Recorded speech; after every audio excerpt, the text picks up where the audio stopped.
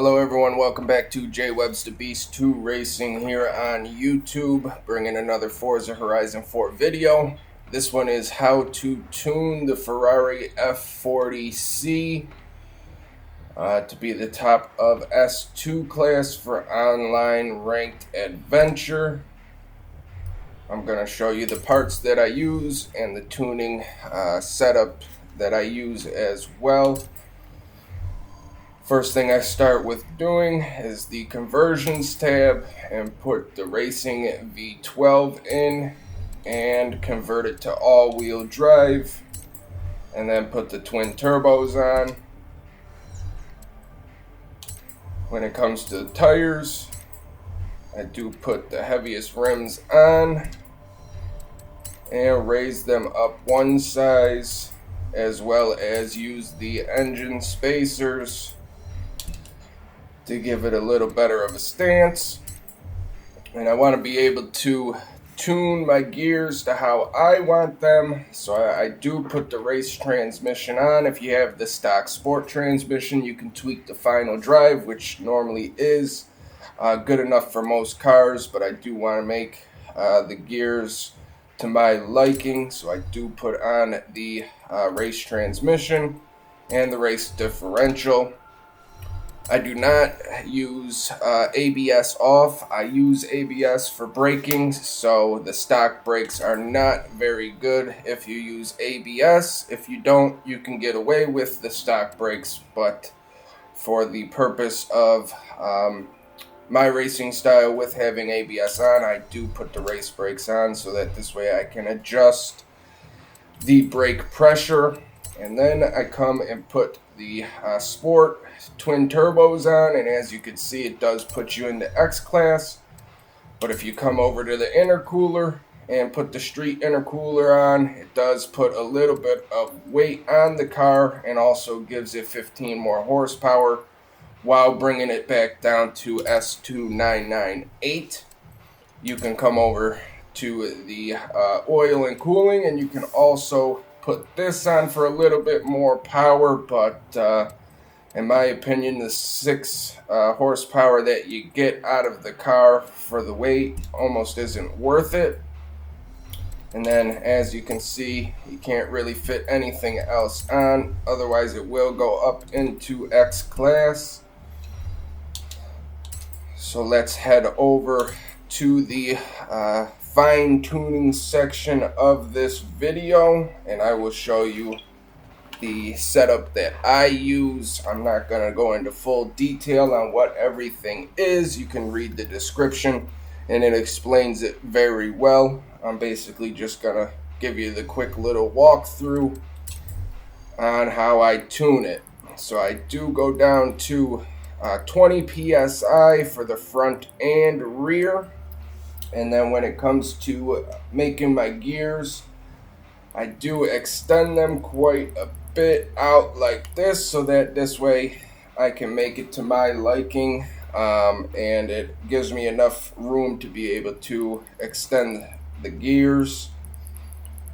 For the first gear, I like to go to 2.38. The second, I go to change it to 1.79. Third gear, I go down to 1.43. And then the fourth gear, I keep as is.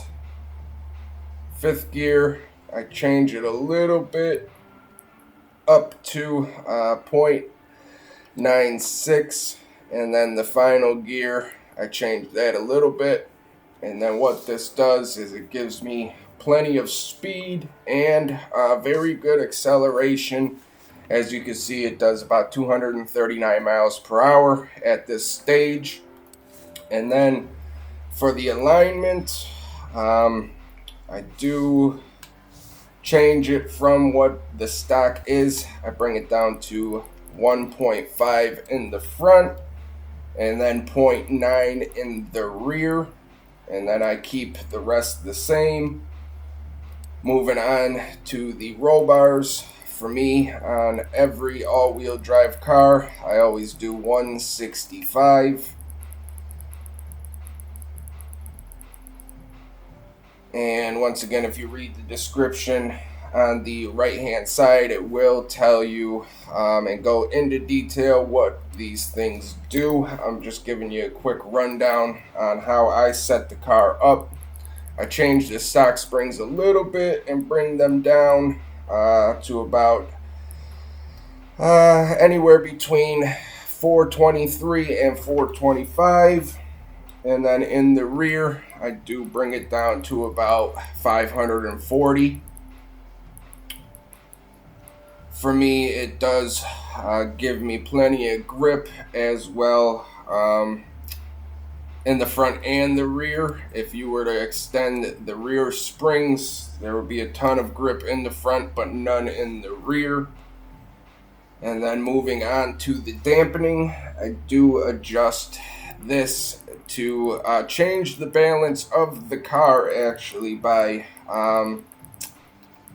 changing it this way. Once again, if you read the side description, it does change the balance of the car a little bit. Being the car already turned in very well, I wanted to be able to keep high speeds around corners, which allows me to do that with these settings. And then for the bump stiffness, I do change it to 3.4 and 3.8. Coming to the aero, that description is not very difficult. I changed the stock and I put 161. For the brakes, I do put 49% to the rear because it does stabilize the car pretty well when having to hit the brakes very hard. And then when it comes to differential, I do 100, 0, 100, 0.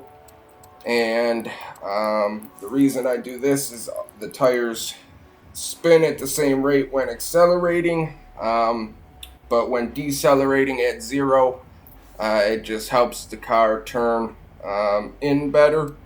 And then I change the I change it the all-wheel drive to 67% to the rear, and then we'll apply these settings, and I'll go do arrivals to show you how well this works. Here we go.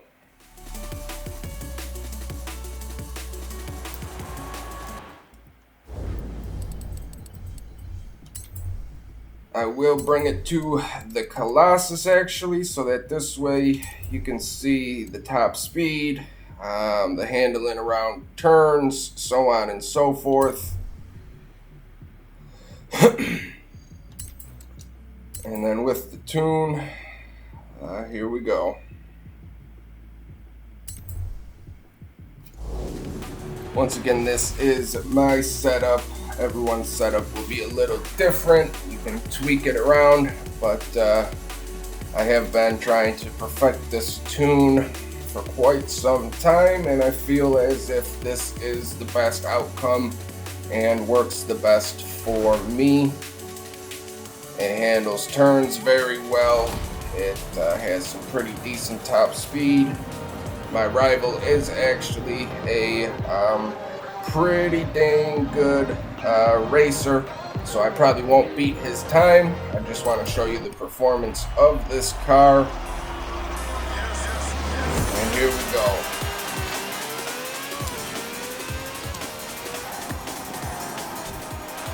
And I messed up that first turn. That was my fault, not the car's. I was paying too much attention to my rival. But as you can see, it does take the turns at high speed. It has plenty of grip. It works very well.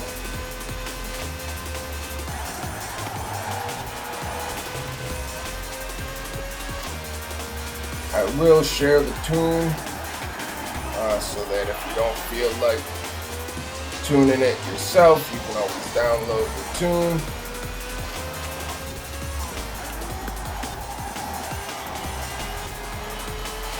I do enjoy using this car quite a bit, and I'm glad I took some time to really work at it, because There are some really good tunes out there that I use before tuning my own, but they just didn't fit my driving style to how I liked it. I mean, they work, but now that I tuned this and got it down to what works for me, I am very happy with it.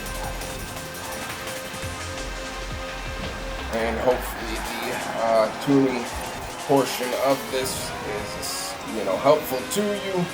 And let me know what you think in the comments, whether or not you tried the tune, how it worked for you.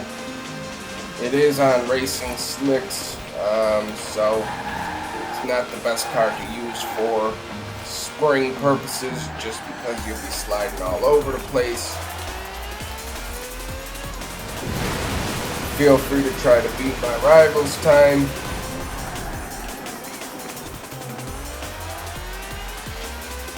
And here we go. The acceleration is very good.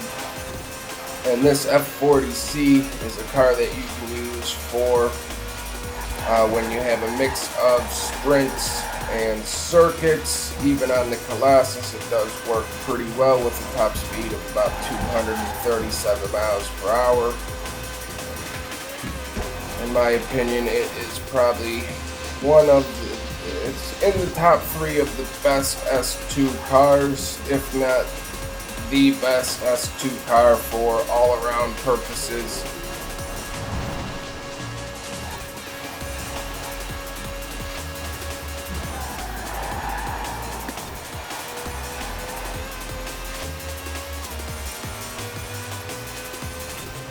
And that guy in the 599XX Evolution is just flying. Obviously, he probably hit something like 270 miles per hour compared to my 230. Which just makes it almost impossible to keep up. But when it comes to the 599XX Evolution, when it comes to handling sprints and circuits, it is not the best car to use. It is kind of like driving a boat. And here we go.